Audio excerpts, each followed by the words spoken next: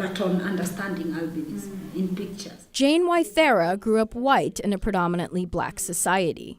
As a young girl in central Kenya, she had no idea about her condition. Now she's a leading advocate for Africans with albinism, particularly for those in remote areas. Her NGO is called Positive Exposure. We do a lot of our work mainly with grassroots communities, and this is because, one, I use my personal experience. I grew up for more than 18 years without meeting any other person like me. So I really felt alone. I thought there was no other person like me. Albinism is an inherited genetic condition that results in a lack of melanin pigment in the skin, hair, and eyes. It's present worldwide, but prevalence rates are particularly high in sub-Saharan Africa. People with albinism in East Africa not only face discrimination, but death. They're hunted for their body parts, organs, and bones that are sold to witch doctors, because some Africans believe using them in rituals brings good luck and wealth. Attacks happen more along border areas, like the Kenya-Tanzania one. Tanzania has the highest recorded number of killings. Kenya is third in the region. Waithera traveled to Isebania on the Kenya-Tanzania border to meet Amos, a 5-year-old boy with albinism, and his mother, Elizabeth. Among all my children, he was different, she says. When I gave birth to Amos, I got a lot of challenges from the family I was married to. Her in-laws accused her of being unfaithful with someone from Tanzania. She travels there daily to buy fish to sell in the market back in Kenya. Things like, where did you get that child? From where you go to get fish? Those sides of Tanzania, that's where you slept with somebody and gave birth to an albino child. Eventually, she says, her husband and his parents came around to accepting Amos. But it wasn't the only discrimination Amos faced. He also gets bullied by his peers. When other people see him, they are shocked, she says. Other children, when they see him, they cry or they run away.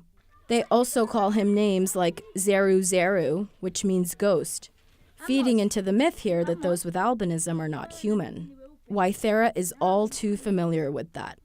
I recall my childhood memories as those of a child who grew up being stigmatized or being isolated for being different. Kids were so mean to me, from calling me names to teasing me to even to the point of physically harming me, like cutting me with a laser blade, and they call each other to see if I'm going to bleed. Her poor eyesight, a feature of albinism, made it hard to read the blackboard and learn, so she would skip school.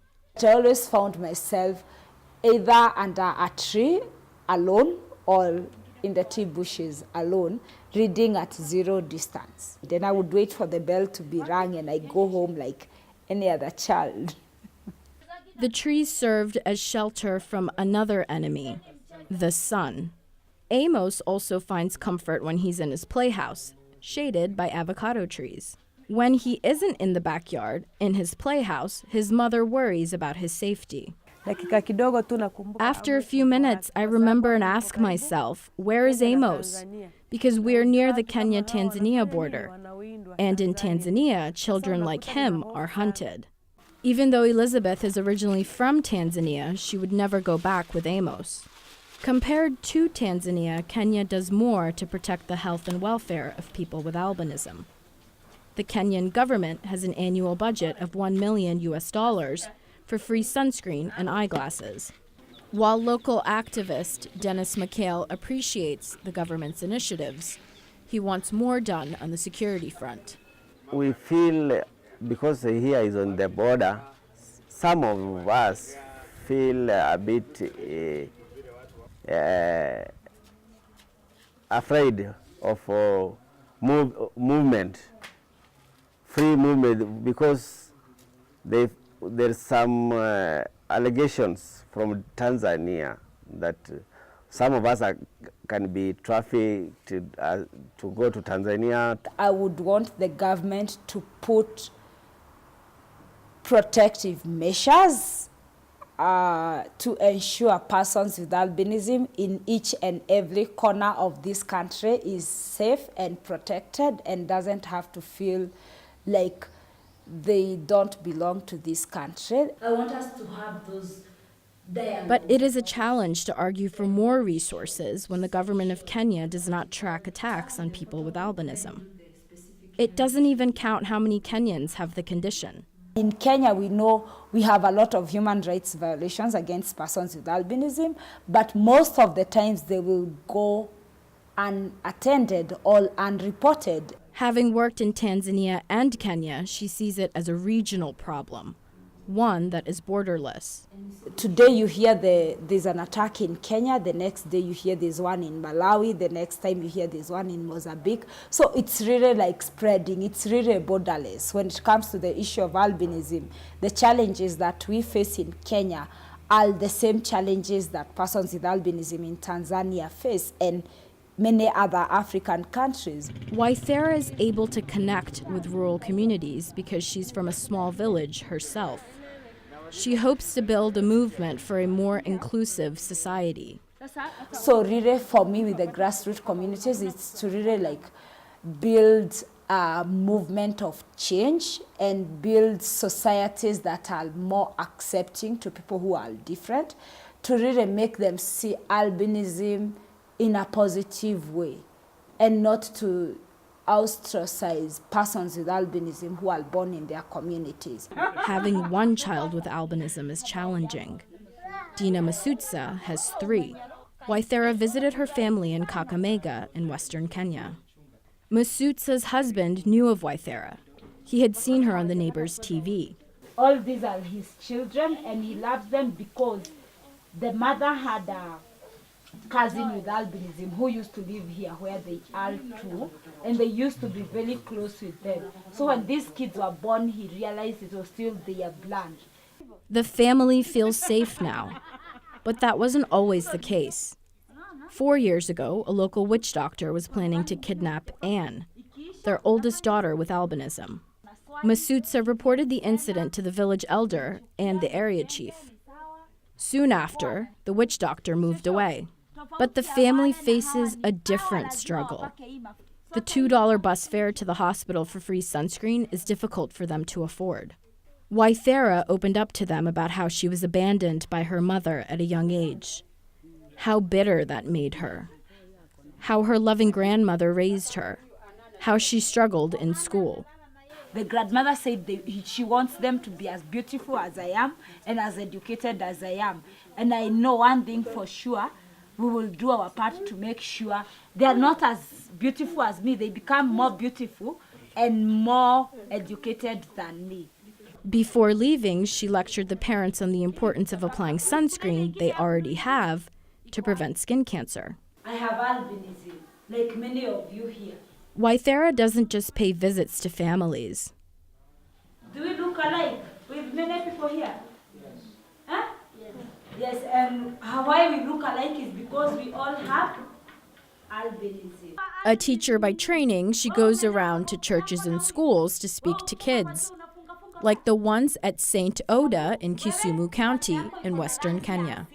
She educates them on skin cancer. Many people with albinism don't realize how sensitive their skin is to the sun. And when you get cancer, you do what? Huh? You eventually die. Waithera tells them all shades of skin are beautiful and equal. The kids shared stories with their teacher, Henry Olu, about insults that have been hurled at them. How do you feel like whenever you call Chotara, Doli? So what do you want people to call you? My name. With your name? Yeah. Good. Waithera also dispels any myths about albinism and witchcraft that the students may have heard about. We people with albinism do not even have any power to make medicine. Some students come from broken families. Maybe the father and the mother don't stay together again because of what happened. Mm-hmm. Yeah. You know, some of them don't understand about albinism.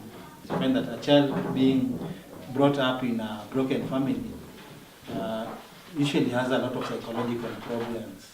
St. Oda is a special school for the visually impaired, making it a place where children with albinism fit in given their vision problems. It's run by Sister Esther Midge. Then when they come to the special schools, they feel very safe, they feel accepted, they feel like they are part and parcel of the system that is set there. So the real gap that I also feel should be improved on is that security.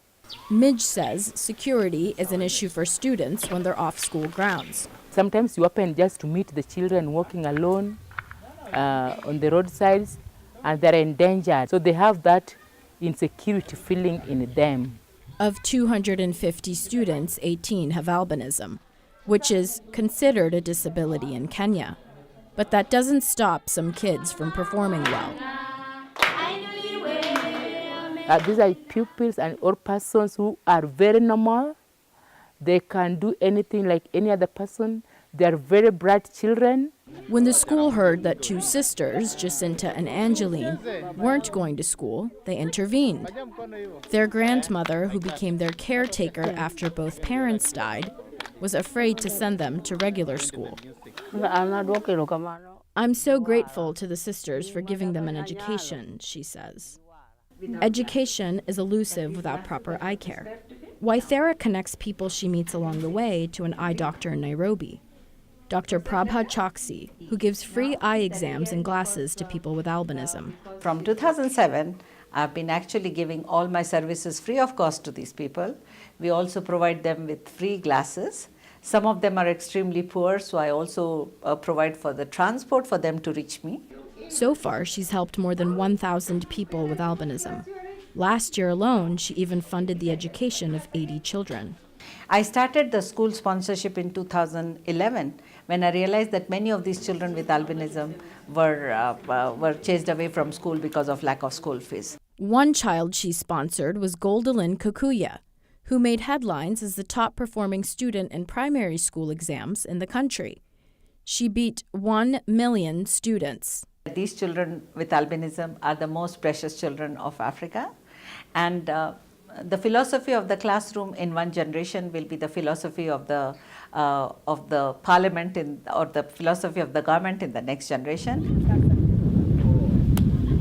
Next on Waithera's agenda is a climb to Mount Kilimanjaro. Me being the team leader, I will climb Kilimanjaro, which is Africa's highest point, with 5 other young women with albinism. It's women first, not just breaking the glass ceiling by being women and climbing Kilimanjaro, but here we are talking about women with albinism holding the mantle for the world to see how much we can conquer, and we are going to really conquer stigma with Kilimanjaro. From Africa's highest peak, Waithera hopes to send a message to all Africans that there's no obstacle that's insurmountable for people with albinism, especially women.